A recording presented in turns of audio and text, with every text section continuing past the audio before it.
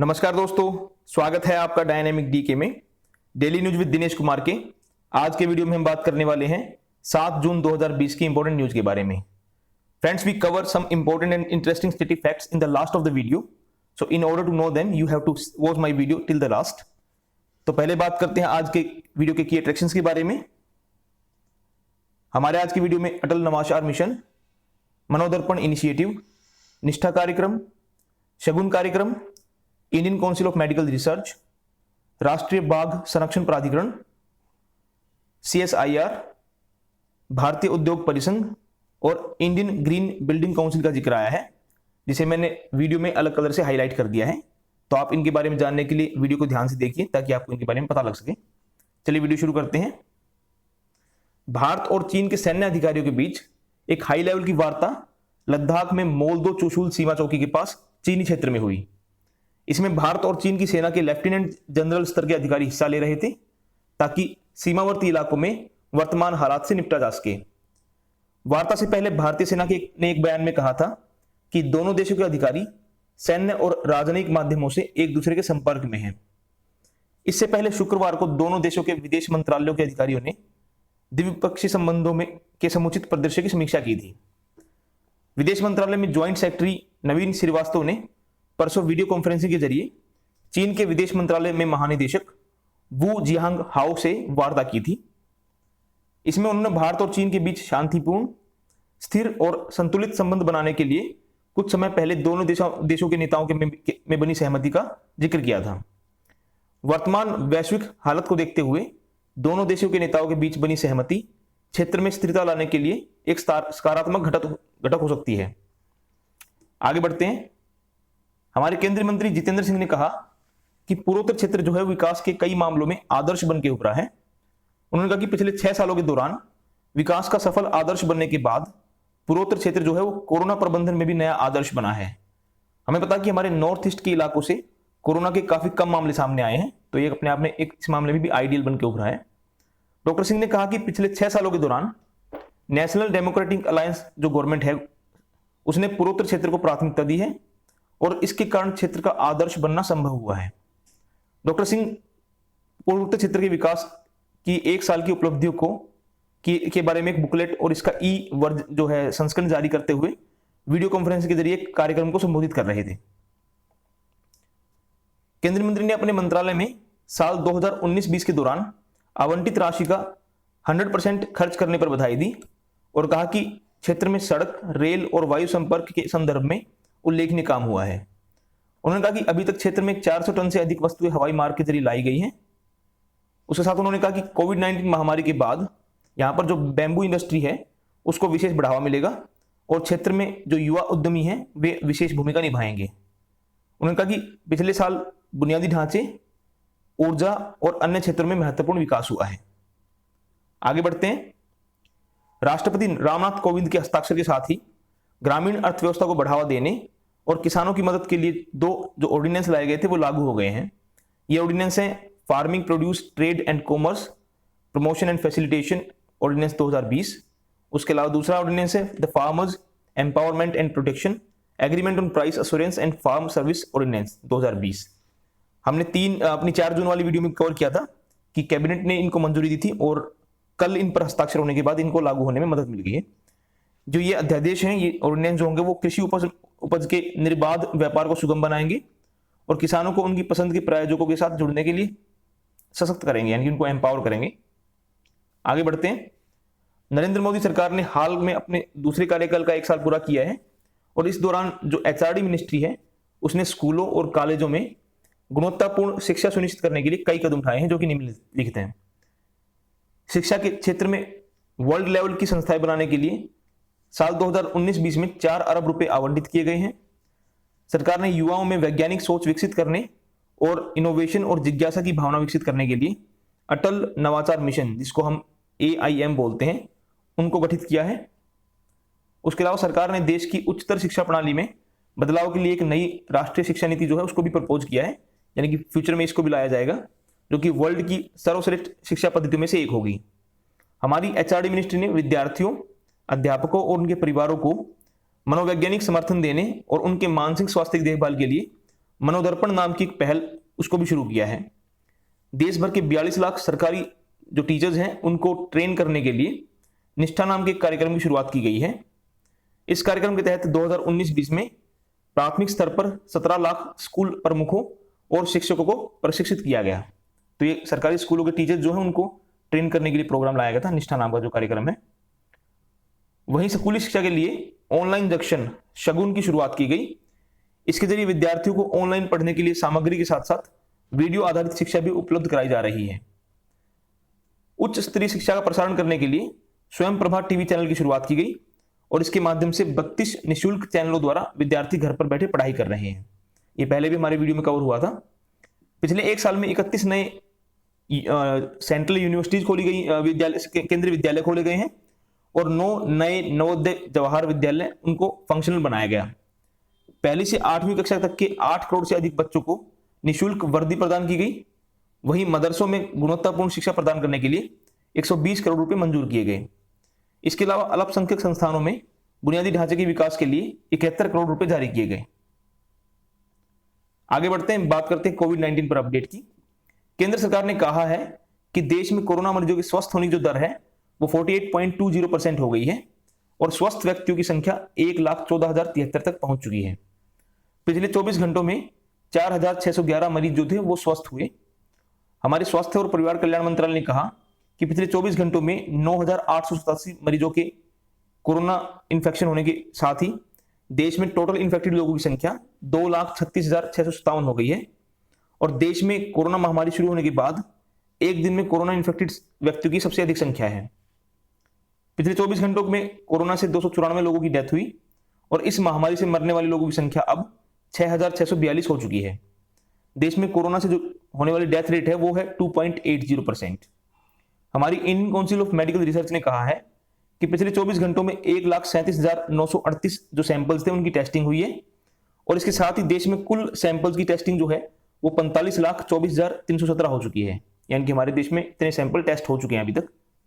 ICMR जो है वो सरकारी और जो निजी प्रयोगशालाएं हैं उनको मंजूरी देकर कोविड-19 की जांच की सुविधाओं को लगातार बढ़ा रहा है।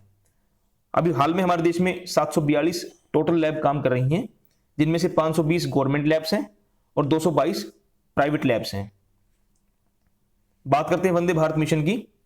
एयर इंडिया ने वंदे भारत अभियान के 3rd फेज के लिए सिर्फ 15 घंटे में अमेरिका, कनाडा, ब्रिटेन और यूरोप के लिए 22,000 से ज्यादा सीटों के टिकट बेचे हैं। अभियान के तहत 6 मई से अब तक लगभग 65,000 लोगों को स्वदेश लाया जा चुका है। यात्रियों की संख्या को देखते हुए एयर इंडिया ने बताया कि थर्ड फेज है इसके तहत और सीटों की पेशकश की जाएगी। टिकटों की बिक्री परसों शाम 5 बजे शुरू की गई थी और कल सुबह 8 बजे तक अधिकांश सीटें जो थी वो बुक हो चुकी थी। एक बयान में एयर इंडिया ने बताया कि इस छोटी सी अवधि में 6 करोड़ से अधिक बार उनकी वेबसाइट को देखा गया। Air India Europe, Australia, Canada, America, Britain और अफ्रीका के लिए इस महीने की 10 तारीख से लेकर 1 जुलाई तक लगभग 300 उड़ानें ऑपरेट करेगी। एयर इंडिया ने विदेशों में फंसे भारतीयों को वापस लाने के लिए वंदे भारत अभियान के पहले चरण में 64 उड़ानों का संचालन किया था और 12,708 भारतीयों को स्वदेश लाया गया था। सेकंड फेज में अब तक 290 उड़ानें संचालित की जा चुकी हैं और 52,113 भारतीय स्वदेश लौट चुके हैं। वंदे भारत मिशन के तहत कुवैत में फंसे 90 भारतीय नागरिक जो थे वो कल तीसरे पहर बिहार के गया पहुंच गए। ये लोग कोरोना प्रकोप के मद्देनजर लॉकडाउन में फंसे हुए थे। इनमें से 89 यात्री बिहार से हैं और जबकि एक यात्री झारखंड से है। झारखंड के एक यात्री को राज्य में भेज दिया गया है और बिहार के यात्री को थर्मल स्क्रीनिंग के बाद बोधगया के विभिन्न होटलों में 7 दिन के क्वारंटीन में भेज दिया गया है। एयर इंडिया एक्सप्रेस उड़ान से कल शाम 100 से अधिक यात्री कुवैत से त्रिची पहुंचे। इनमें 13 रामनाथपुरम तथा 10 जो लोग थे वो त्रिची जिले के हैं। आईएनएस जलाश्व जो है उसके 700 प्रवासी भारतीयों को लेकर आज तूतीकोरन बंदरगाह पहुंचने की संभावना है। ये जो वेसल है वो मालदीव की राजधानी माले से परसों स्वदेश के लिए रवाना हुआ था। भारतीय सेना का यह जहाज ऑपरेशन समुद्र सेतु के अंतर्गत 4 जून को तीसरे फेरे में माले पहुंचा था। गौरतलब है कि वंदे भारत मिशन के अंतर्गत जो हमारी नेवी है वो भी विदेशों में फंसे भारतीय नागरिकों को वापस ला रही है। आगे बढ़ते हैं। सरकार ने मातृत्व की आयु, प्रसूता दर मृत्यु दर घटाने और पोषण का स्तर सुधारने जैसे मुद्दों पर विचार के लिए एक जया जेटली जो है उनकी अध्यक्षता में एक कार्यबल का, एक टास्क फोर्स का गठन किया है। ये जो टास्क फोर्स होगी वो 31 जुलाई तक अपनी रिपोर्ट देगी। इसमें इन विषयों से जुड़े मौजूदा कानून में आवश्यकता के हिसाब से संशोधनों की सिफारिश करने और इन्हें समयबद्ध तरीके से लागू करने के लिए एक डिटेल्ड कार्य योजना भी तैयार करने की बात की गई है। Infant mortality rate, maternal mortality rate, total fertility rate जो होती है वो, उसके अलावा sex ratio at the time of birth और जो चाइल्ड सेक्स रेशियो होती है, उसके अलावा महिलाओं के स्वास्थ्य और पोषण से संबंधित अन्य मुद्दों पर विस्तार से इस पर विचार किया जाएगा इस टास्क फोर्स द्वारा। और ये टास्क फोर्स होगी वो महिलाओं में शिक्षा को प्रोत्साहित करने का सुझाव भी देगी। केंद्रीय वित्त मंत्री निर्मला सीतारमण ने 2020-21 के अपने बजट भाषण में महिला कार्यबल गठन करने की बात की थी। आगे बढ़ते हैं। पर्यावरण मंत्रालय ने कल कहा कि सरकार के जो राष्ट्रीय बाघ संरक्षण प्राधिकरण है उसके प्रयासों से बाघ को विलुप्त होने के कगार से सामान्य हालत में लाया जा रहा है। इसका पता साल 2006, 10, 2014 और 18 की जो बाघ गणना थी उससे चलता है। हमारे 4 साल में एक बार टाइगर सेंसस होती है। पिछले 8 साल के दौरान बाघों में की मृत्यु पर स्पष्टीकरण देते हुए मंत्रालय ने कहा कि इस संबंध में जो मीडिया में खबरें आई हैं वो भ्रामक और गुमराह करने वाली है। राष्ट्रीय बाघ संरक्षण प्राधिकरण ने कहा है कि देश में बाघों की संख्या 6% की दर से बढ़ रही है। प्राकृतिक आवास सुरक्षित करने से बाघों की संख्या में वृद्धि हुई है। साल 2012 से 19 तक की अवधि में पाया गया है कि हर साल देश में लगभग 94 बाघों की मृत्यु हो रही है। बाघों की वृद्धि दर को देखते हुए यह आंकड़ा अपने आप में बैलेंस्ड है। प्राधिकरण ने कहा है कि बाघ मृत्यु से संबंधित आंकड़ों में हाई लेवल की ट्रांसपेरेंसी बनाए रखने के लिए नागरिकों को इनको उपलब्ध कराया गया है। आगे बढ़ते हैं। केंद्र शासित प्रदेश जम्मू और कश्मीर में हिमालय में पवित्र गुफा के लिए इस साल होने वाली स्वामी अमरनाथ जी की यात्रा के लिए कल वैदिक मंत्रोच्चार और हवन के साथ प्रथम पूजा संपन्न की गई। यह हवन और अमरनाथ जी तीर्थ बोर्ड, बाबा अमरनाथ तथा बूढ़ा अमरनाथ यात्री न्यास ने संयुक्त रूप से परसों जम्मू के तिल्लो में ज्येष्ठ पूर्णिमा को श्री चैतन्य आश्रम तालाब पर आयोजित की। कोविड-19 महामारी के कारण उत्पन्न स्थिति को देखते हुए प्रथम पूजा का स्थान कश्मीर के चंदनवारी से बदलकर जम्मू के चैतन्य आश्रम किया गया था। सभी रीति रिवाज जो थे वो मास्क पहनकर और परस्पर सुरक्षित दूरी बनाने के मानकों का पालन करते हुए संपन्न किए गए थे। केंद्रीय मंत्री जितेंद्र सिंह ने कहा है कि जो नॉन गजेटेड पद हैं उन पर भर्ती के लिए ऑनलाइन सामान्य पात्रता परीक्षा कॉमन एलिजिबिलिटी टेस्ट जो है वो सरकारी नौकरियों के लिए उम्मीदवारों की मुश्किलों को कम करेगा।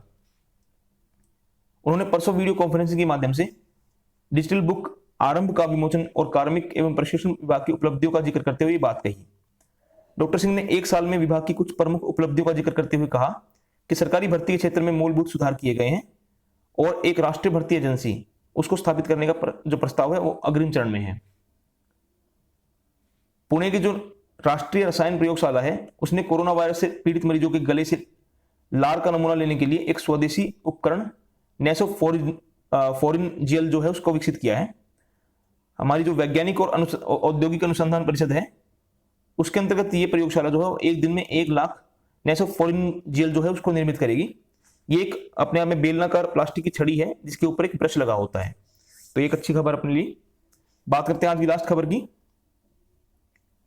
हमारा जो चैंबर ऑफ इंडियन इंडस्ट्रीज है उसने पर्यावरण संरक्षण संबंधी विभिन्न अनुकूल उपाय अपनाने के लिए त्रिची रेलवे जंक्शन को प्रतिष्ठित गोल्ड रेटिंग प्रदान की है।